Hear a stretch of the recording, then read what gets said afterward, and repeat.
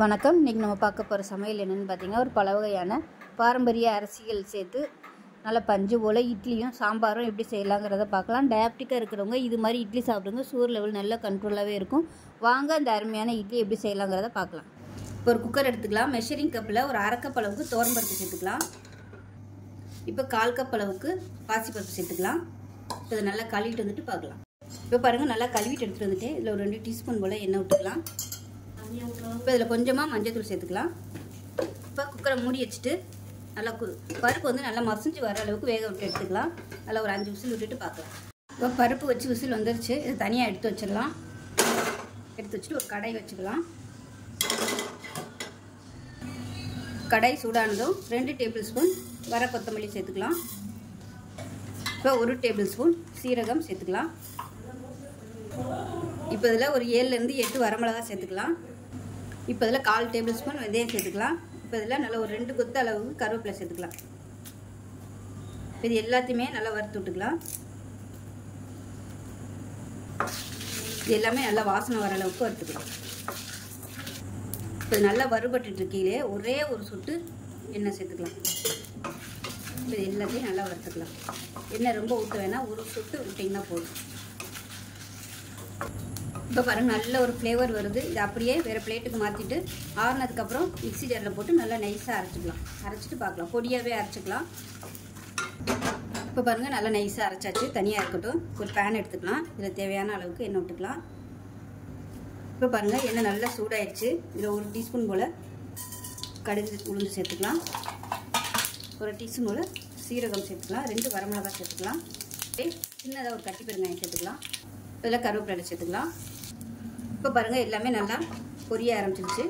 இதில் வந்து ஒரு 5 பச்சை மிளகாயை கட் பண்ணி வச்சுருக்கேன், அதையும் சேர்த்துக்கலாம். அது கூடவே பொடியாக நறுக்குன பெரிய வெங்காயம் சேர்த்துக்கலாம்.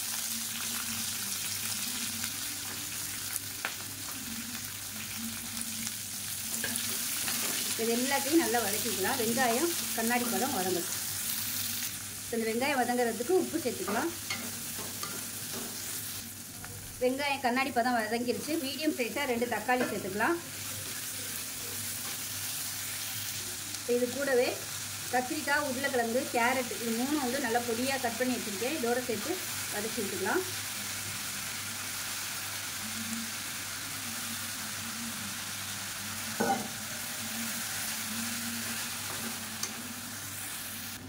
இப்போ பாருங்கள், காய்கறி எல்லாமே ஓரளவுக்கு நல்லா வதங்கிடுச்சு. இப்போ இதில் வந்து வீட்டில் வச்சுருக்கிற சாம்பார் தூள் இல்லை குழம்புத்தூள் 1 டேபிள் ஸ்பூன் அளவுக்கு சேர்த்துக்கலாம்.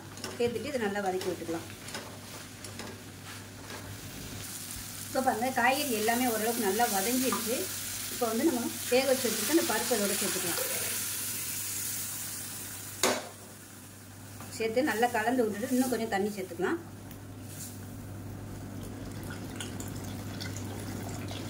சாம்பாரோட திக்னஸ் பார்த்துக்கிட்டு சேர்த்துக்கோங்க.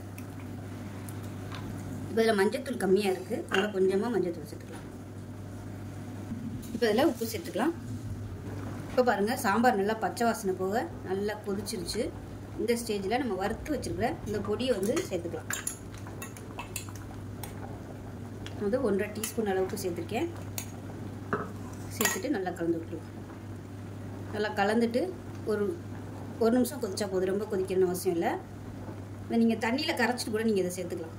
கரைச்சிட்டு சேர்த்திங்கன்னா நல்லா மிக்சிங் ஆயிரும். இப்போ நல்லா 1 நிமிஷம் கொதிச்சிருச்சு. கேஸ் அமர்த்திடலாம். அவ்வளோதான், அருமையான சூப்பரான சாம்பார் ரெடி ஆயிடுச்சு. ஸோ இதே மாதிரியே செஞ்சு பாருங்கள். செஞ்சு பார்த்துட்டு எப்படி வந்துச்சுங்கிறத சொல்லுங்கள். வீடியோ பிடிச்சிச்சுன்னா லைக் பண்ணுங்கள், கமெண்ட் பண்ணுங்கள், சேனலை சப்ஸ்கிரைப் பண்ணுங்கள், பக்கத்தில் பெல் பட்டனையும் ப்ரெஸ் பண்ணுங்கள். நன்றி. ஒரு பவுல் எடுத்துக்கலாம். இதில் பார்த்தீங்கன்னா ஏதாவது ஒரு கப் வந்து மெஷரிங் பண்ணிக்கோங்க. நான் வந்து இந்த டம்ளர் எடுத்துருக்கேன். இந்த டம்ளரில் 1 டம்ளர் அளவுக்கு முழு ராகி சேர்த்துக்கலாம். இப்போ அதே டம்ளரில் 60 குருவை அரிசி சேர்த்துக்கலாம். இது வந்து பாரம்பரிய அரிசி. இப்போ அதே டம்ளரில் தங்க சம்பா அரிசி எடுத்திருக்கேன். அது வந்து 2 டம்ளருக்கு சேர்த்துக்கலாம். இது வந்து நார்மல் அரிசி சேர்க்குறதுக்கு பதிலாக நான் வந்து இந்த அரிசி சேர்த்துருக்கேன். இதுவும் பாரம்பரிய அரிசி தான். இது வந்து நார்மலாக நம்ம இட்லி, தோசை எல்லாமே சூப்பராக இருக்கும். சாதமாகவும் வடிக்கிறதுக்கு அருமையாக இருக்கும். டேஸ்ட்டு நல்லாயிருக்கும், நல்லா வாசனையாகவும் இருக்கும். இப்போ இது வந்து 2 டம்ளர் சேர்த்துருக்கேன்.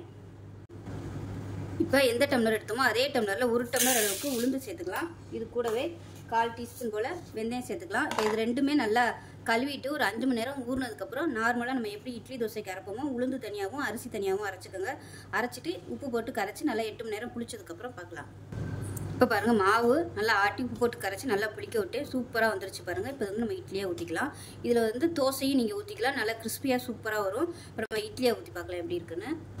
இப்போ நம்ம இட்லியாக ஊற்றிக்கலாம். மாவு வந்து பொங்கினதுக்கப்புறம் ரொம்ப அப்படியே அடித்து கலக்க வேணாம், லைட்டாக மிக்ஸ் பண்ணிவிட்டு ஊற்றிக்கலாம்.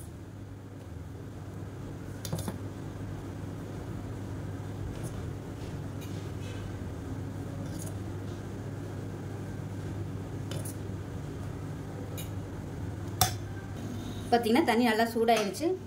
இது வந்து ஒரு 5 நிமிஷம் நல்லா வேகட்டும். வெந்ததுக்கப்புறம் பார்க்கலாம். இப்போ எப்படி இருக்குன்னு பார்க்கலாம். இப்போ பாருங்கள் நல்லா வெந்துருச்சு, நல்லா சாஃப்டாக வெந்துருச்சு. எடுத்துடலாம். இப்போ பாருங்கள் ஆவி பறக்கு இட்லி சூப்பராக ரெடி ஆகிடுச்சு. பார்க்கையிலே தெரியும் எந்த அளவுக்கு நல்லா சாஃப்டாக இருக்குன்னு. நல்ல ஒரு ஆரோக்கியமான ரெசிபி, டயபெட்டிக்காக இருக்கிறவங்களுக்கு அருமையான இட்லி. இப்போ அதுக்கு தொட்டு சாப்பிட்ற மாதிரி அருமையான சாம்பார். ஸோ சின்ன பிள்ளைகளுக்குலாம் இது மாதிரி கொடுங்க. சின்ன வயசுலேருந்தே கொடுத்துட்டு வரும்போது நல்ல ஒரு ஆரோக்கியமாகவும் இருப்பாங்க. பாரம்பரிய அரிசி சேர்த்துக்கிறதுனால அதில் உள்ள சத்துக்களும் கிடைக்கும். ஸோ இதே மாதிரியே செஞ்சு பாருங்கள். செஞ்சு பார்த்துட்டு எப்படி வந்துச்சுங்கிறத சொல்லுங்கள். வீடியோ பிடிச்சிச்சுன்னா லைக் பண்ணுங்கள், கமெண்ட் பண்ணுங்கள், சேனலை சப்ஸ்கிரைப் பண்ணுங்கள், பக்கத்தில் உள்ள பெல் பட்டனை ப்ரெஸ் பண்ணுங்கள். நன்றி.